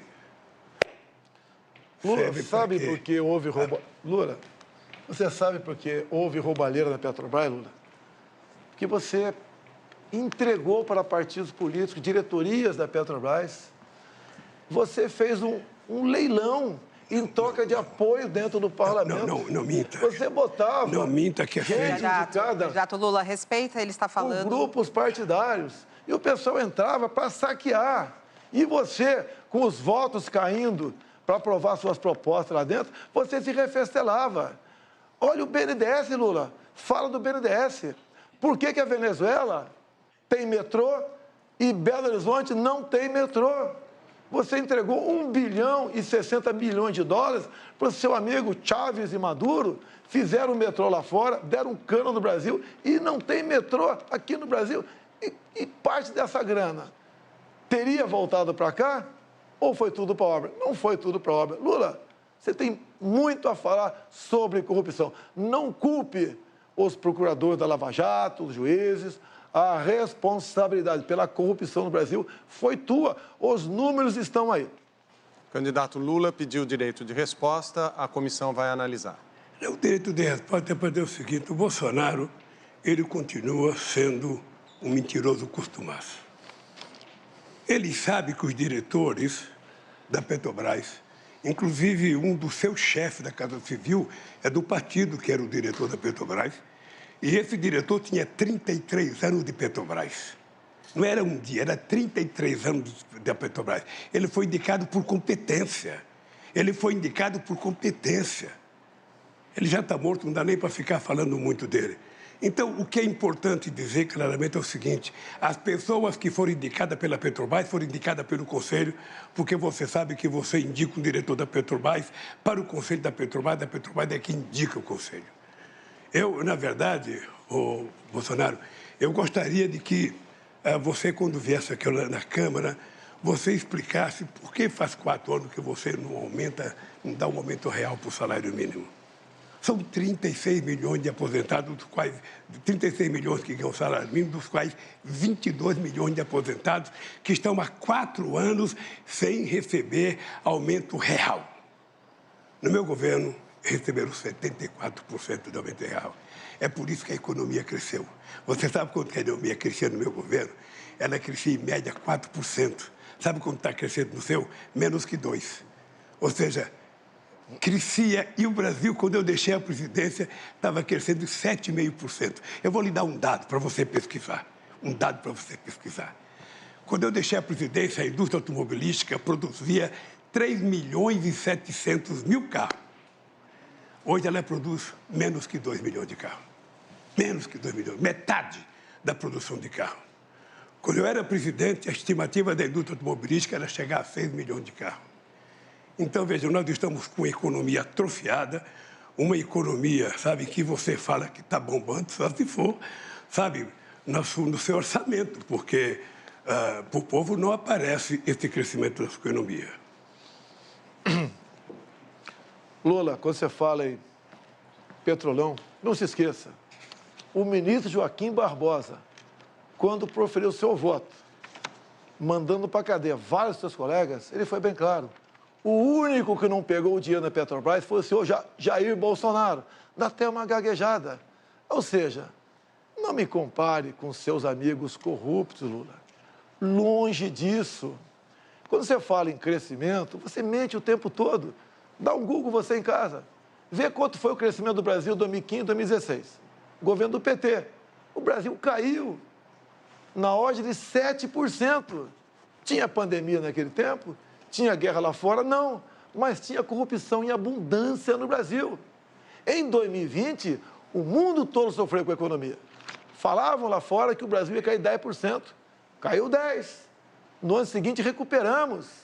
Ou seja, com pandemia, com uma guerra lá fora e com uma crise ideológica, nós ficamos no 0 a 0 em 2 anos.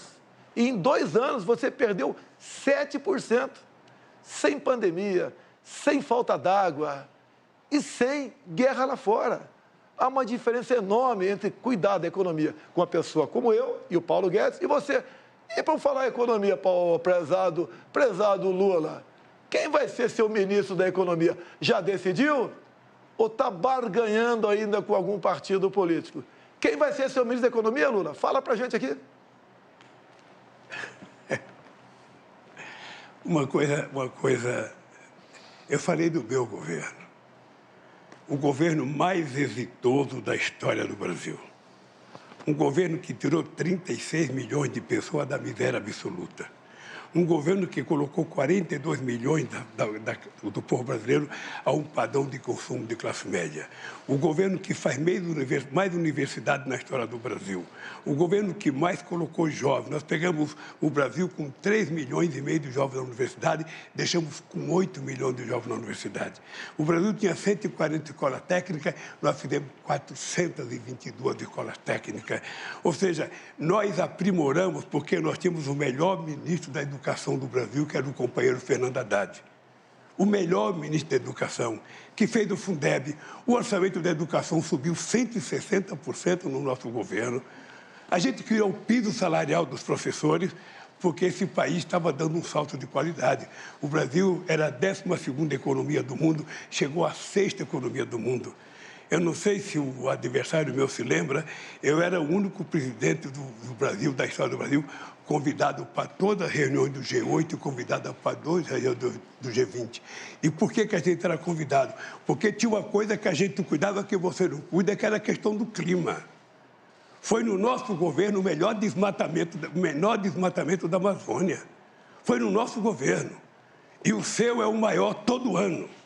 Vocês estão brincando de desmatar. Vocês estão brincando de abrir cerca, vocês estão brincando de derrubar árvore, vocês vão ver o que vai acontecer com o comércio brasileiro. Porque o brasileiro do agronegócio, que é sério, aquele que quer ganhar dinheiro, aquele que quer exportar, sabe que não pode invadir a Amazônia.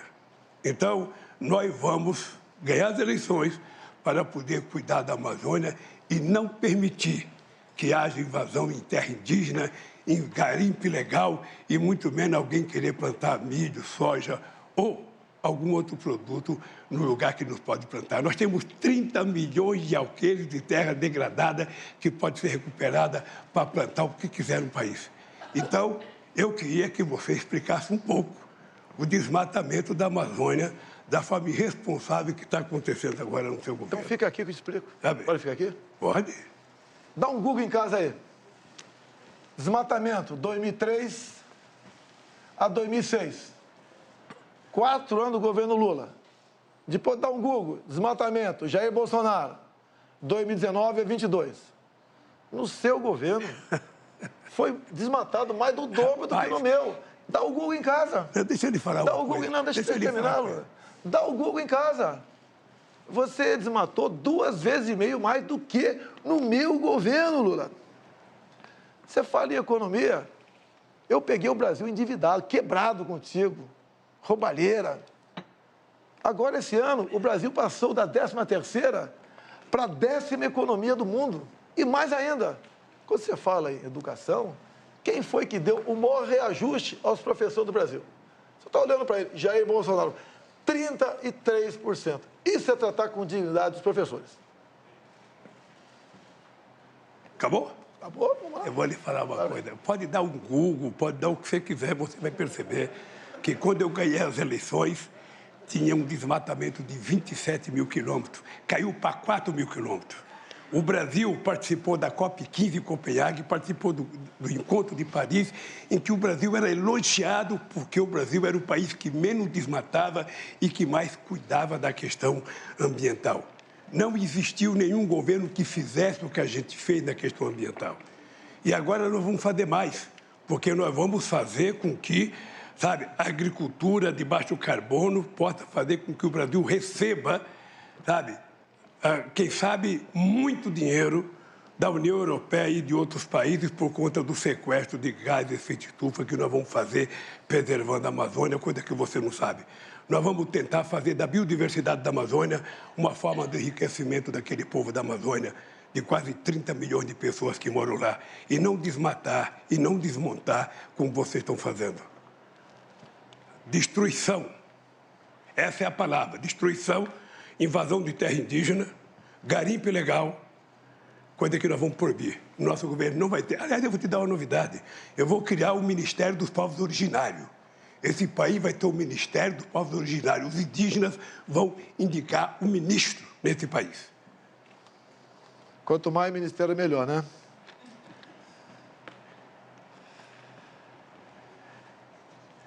Lula, tu acabou de dizer, há poucas semanas, que é dividir a biodiversidade da Amazônia com o mundo. Você já está se curvando ao mundo. Em vez de você falar que a Amazônia é nossa, você quer dividir a nossa biodiversidade. Você só consegue manter em pé as suas mentiras se você botar um plano de governo teu, que todo mundo já sabe. Controle da mídia. Você fala o tempo todo que quer controlar a mídia, que vai controlar a mídia. Ou seja, somente assim, Lula, para as suas mentiras permanecerem em pé. Você quer ou não controlar a mídia? Mentiroso é você. Você mente todo dia. Você mente e desmente, mente e desmente. Você foi obrigado a acordar 1h da manhã hoje para fazer uma live por causa da mentira que você tinha que contar ao povo brasileiro. Você sabe disso. Você deveria ter deitado com a consciência muito pesada com o que você fez. Muito pesada. Porque levantar 1h da manhã para fazer uma live, eu não disse aquilo, eu não fiz aquilo. Quem te conhece sabe o que você fez. Quem te conhece sabe o que você fez. Então, deixa eu lhe falar uma coisa, Bolsonaro. Esse país precisa de gente com muita seriedade para governar. Esse país tem que ter alguém que tenha credibilidade da sociedade brasileira. Esse país tem que ter alguém que garanta a estabilidade nesse país. E esse país precisa ter alguém que tenha previsibilidade. Esse país não pode ter um governo que parece um biruta, que todo dia fala uma coisa, todo dia diz uma coisa, todo dia desdiz a coisa que diz. Esse país precisa de gente séria. E é por isso que nós vamos trazer o que você não conseguiu trazer. Nenhum país te convida para ir lá e ninguém quer vir aqui, pois eu vou voltar a abrir esse país para o mundo. O que nós vamos fazer é fazer a da Amazônia, nós vamos fazer acordos para pesquisar a riqueza da biodiversidade da Amazônia em bem do povo brasileiro e em bem da humanidade. Porque nós precisamos compartilhar o conhecimento científico com outros países para que a gente possa explorar corretamente a Amazônia. Então, Bolsonaro, você sabe o que nós fizemos. Você, sinceramente, sabe que você colocou um ministro que desmatava tudo e dizia que era para abrir a cancela para entrar boiada. Você não teve o menor respeito pela Amazônia, o menor respeito. Ou seja, para você o que vale é os caras quebrar, desmatar, invadir, plantar, sabe? O homem de negócio sério não invade. Eu digo para vocês, o verdadeiro homem do agronegócio não invade. Quem invade é bandido. Quem invade está transgredindo a lei e isso vai acabar. Isso vai acabar. Não tem conversa mole.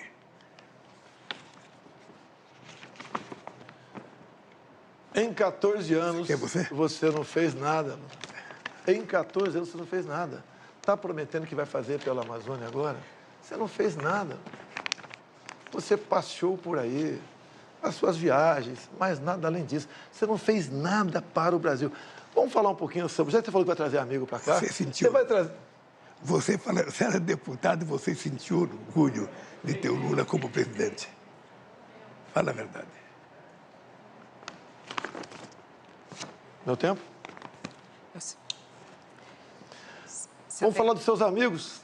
Vamos. Daniel Ortega? Vamos. Ortega? Vamos é seu amigo, não é? Vamos falar. É Ortega seu amigo? Vamos falar. É seu amigo Ortega? Faz a pergunta. Ele te cumprimentou quando tu foi para o segundo turno aqui. Faz a pergunta. Ele lá está prendendo padres, expulsando freiras, fechando canais de TV como a CNN, de TV e rádio católica.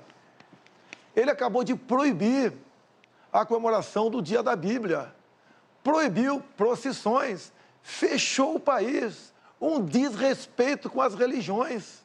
E você o trata como amigo? Diz que isso compete a ele e nós não podemos fazer nada? Outro amigo teu, Lula, quando eu falei na ONU que estava de portas abertas para receber freiras de paz da Nicarágua, o teu outro amigo, Petro, da Colômbia, ocupou a tribuna e pediu a descriminalização da maconha, ou melhor, da cocaína, o que é mais grave ainda. Lula, esses são seus amigos aqui no Brasil, são os chefões da comunidade. Não é o povo do Complexo do Alemão, não. O povo ali é decente, é ordeiro, é trabalhador. Você é amigo da minoria, pessoal do CPX e dos traficantes. E você agora é amigo também de Ortega e Petro, que pede a descriminalização da cocaína e que prende padres e freiras. É isso mesmo, Lula? Fala sobre o teu amigo aqui.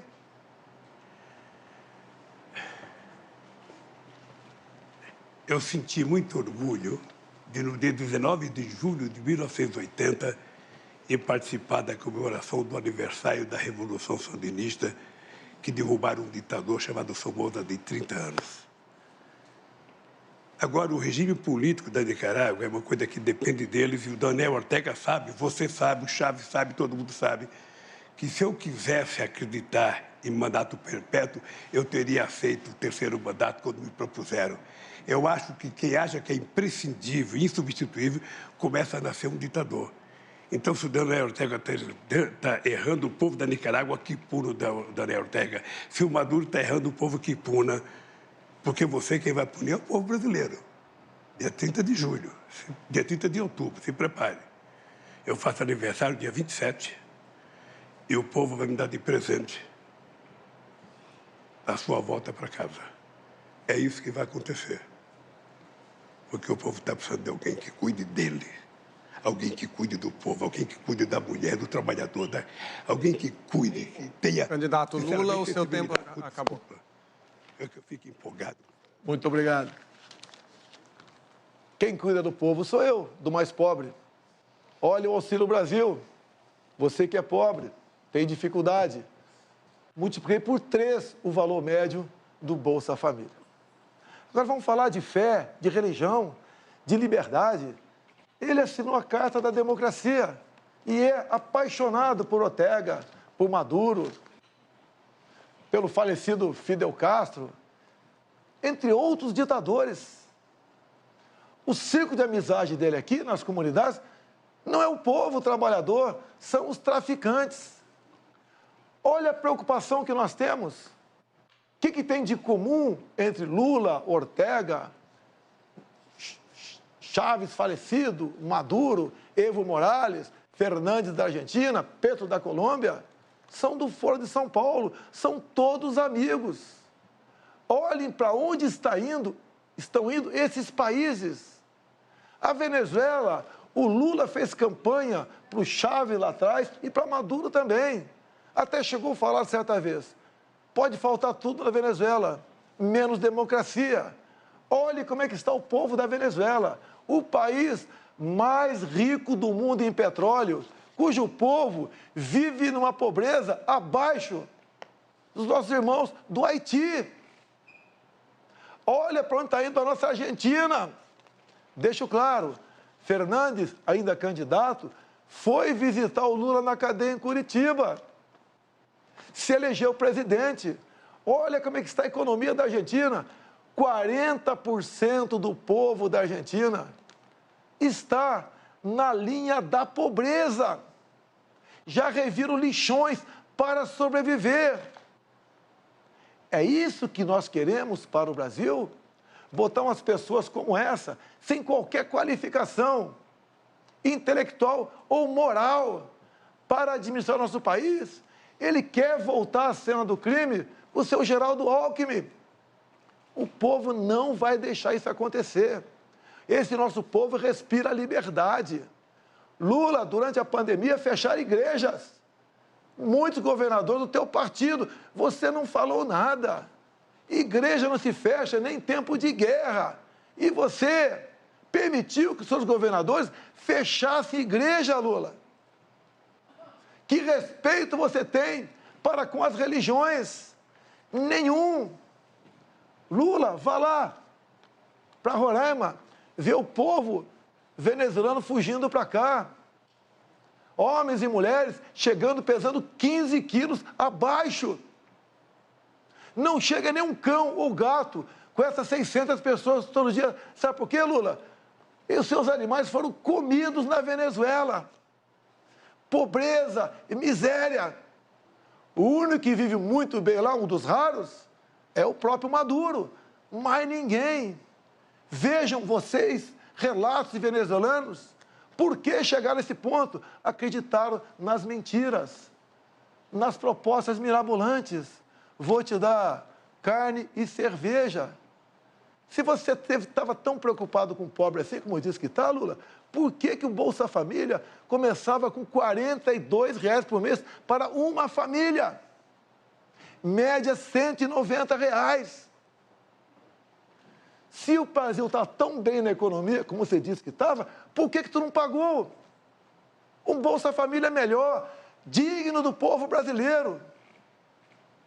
Eu tripliquei esse valor, achando recurso no orçamento, mesmo sendo o primeiro presidente que pegou o teto de gastos, negociando com o parlamento, contra o PT. Se dependesse do PT, você aí de casa, você que hoje recebe o Auxílio Brasil de R$ 600, estaria ganhando Bolsa Família de R$ 40 a R$ 190. Uma vergonha. Uma pessoa que se gaba da sua economia, pagar isso para você, meu irmão, pobre. Sabemos da sua dificuldade, sabemos do seu sofrimento. Sei que você levanta de madrugada para ir trabalhar. E repito aqui, por que só poucas cidades brasileiras, capitais, têm metrô? E na Venezuela tem com dinheiro nosso. Por que nas outras capitais não tem? Esse cara manda dinheiro para fora, porque parte volta para o bolso deles, da turma dele. Lá fora, Cuba, Venezuela, não tem TCU, não tem CGU, não tem fiscalização de nada. Vivíamos, como disse Gilmar Mendes há pouco tempo atrás, numa cleptocracia. Um país governado por ladrões. Quem disse foi o Gilmar Mendes. E também Barroso disse semelhante. Roubaram tudo o que quiseram. Diz Barroso. Tem prova, contraprova, dinheiro, conta bancária. Lula, você devia ficar em casa, Lula. Ficar em casa, curtindo a vida e não querendo voltar à cena do crime. Lula, tu é uma vergonha nacional. Os pedidos de direito de resposta foram analisados pela comissão. Um deles foi aceito. O candidato Luiz Inácio Lula da Silva tem direito a 1 minuto a mais a partir de agora. Eu, na verdade, deveria ter direito a dois direitos de resposta. Porque eu fui agredido várias vezes, com mentiras. Então, é importante que o juiz julgador do tempo de resposta, sabe, vou entrar com recurso do Supremo Tribunal que discute. Deixa eu dizer uma coisa para você, Bolsonaro. Você continua descaradamente mentindo. Descaradamente. Sabe, porque, efetivamente, eu vou voltar a governar esse país porque precisa de alguém que cuida dele. Porque o povo não quer alguém que compre 51 imóveis com dinheiro vivo. O povo não quer ninguém que gaste 36 milhões de reais no cartão, sabe, para comprar coisa para o Palácio. O povo não quer mais rachadinha. O Queiroz está até hoje escondido, ou seja, votar a cena do crime, o Lula vai votar a cena de cuidar do povo brasileiro, porque o povo precisa de alguém que cuide dele e você sabe que eu sei cuidar do povo. A partir de agora, vamos às considerações finais. Antes, o presidente Jair Bolsonaro pediu o direito de resposta. A comissão julgadora está analisando. Daqui a pouquinho a gente traz a resposta da comissão. Não foi concedido. Acabou de ver o resultado, não foi concedido o direito de resposta. Vamos às considerações finais, então, a partir de agora. Pela ordem de sorteio, quem começa é o candidato Jair Bolsonaro. Sorteio 1 minuto e meio, candidato. O que eu quero para o meu país? Primeiro, eu quero um país livre. Um país onde seja respeitado a liberdade de expressão. Um país onde você possa ir com segurança para casa, possa trabalhar, possa ter a certeza que teu filho vai para a escola e não vai ser cooptado, ensinado para ele coisas que os pais não querem em casa. A tal da ideologia de gênero. Não queremos que os nossos filhos, ao irem para a escola, frequentem o mesmo banheiro. Essa é a política do lado de lá. Nós queremos um país sem drogas. O lado de lá quer liberar as drogas. Somente uma pessoa que não sabe a dor de um pai ou de uma mãe sabe o que é ter um filho no mundo das drogas. Não, nós não queremos liberar as drogas. Nós somos cristãos em 90%. Nós respeitamos a vida desde a sua concepção. Não ao aborto. Sim à propriedade privada. Não ao MST invadindo terras. Respeito ao homem do campo. Pelo direito à legítima defesa. Esse é o país que nós queremos. E não um país do retrocesso, da corrupção, da roubalheira e do desrespeito para com as religiões. E agora quem tem 1 minuto e meio para as suas considerações finais é o candidato Luiz Inácio Lula da Silva. Por favor, candidato. Eu queria primeiro agradecer ao povo brasileiro mais uma vez e dizer para vocês que não deu para se discutir tudo o que tinha que se discutir aqui, mas eu queria dizer para vocês o seguinte: o meu adversário é, efetivamente, o cara que tem a maior cara de pau para contar inverdades aqui. Primeiro, quem aprovou a lei em 2003 de liberdade religiosa foi esse que vos fala.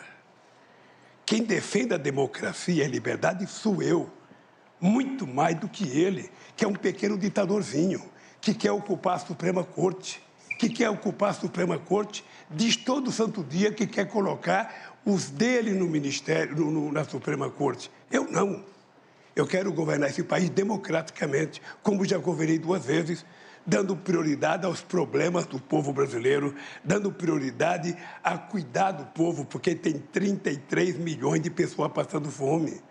Esse país, que é o maior produtor de alimento do planeta Terra, esse país tem 31 milhões de pessoas passando fome. Esse país, que é o maior produtor de proteína animal do mundo, as pessoas estão na fila do osso. E quando eu falo do churrasco é porque nós vamos voltar a consertar esse país e vamos voltar no final de semana a comer um churrasquinho e tomar uma cerveja. Ele fica doido, porque só ele pensa que ele pode. Nós podemos e vamos querer comer um churrasquinho. Durante a fala do ex-presidente Lula, o candidato Bolsonaro pediu direito de resposta, a comissão analisou e foi negado. Termina aqui este primeiro debate entre os candidatos à presidência da República nas eleições de 2022. Uma parceria entre o Grupo Bandeirantes, TV Cultura, peço que a plateia faça silêncio, por favor. Parceria entre o TV Cultura, o UOL, Folha de São Paulo e Bandeirantes, com apoio do YouTube e do Google. Eu aproveito para lembrar que este debate bateu o recorde de maior live jornalística do YouTube em toda a sua história. Agradeço a todos e a todas que nos acompanharam pela TV, pelas rádios, pelas mídias digitais.